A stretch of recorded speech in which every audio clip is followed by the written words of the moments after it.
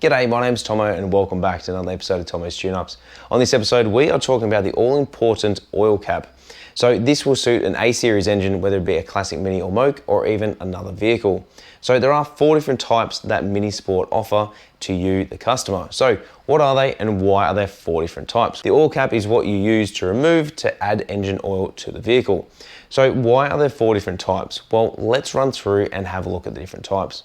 The first one beside me here is a non-vented cap. So any sort of crankcase pressure is not going to be vented through the cap. Instead, it's going to be vented through the PCV system. So it's important to make sure that if you are going to use this one, it is very well ventilated. Otherwise, the weakest component will let go and then you'll have a massive oil leak.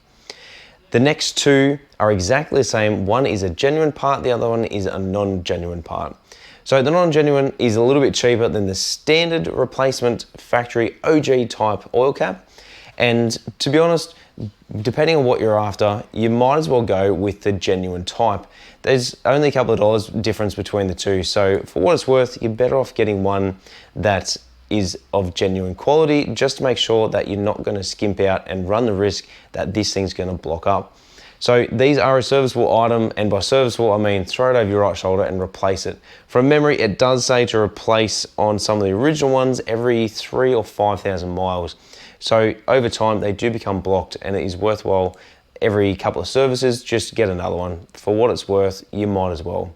The next type is the Rover type oil cap as well. So they are a little bit different. A couple of people out there run different oil caps depending on what setup you have and how cool you want the engine to be. So if you do have something different and it works, stay with it. If not, buy one of the standard replacement parts. So as I said, there are 4 different types. Jump online and have a look and see which is the best one to suit you.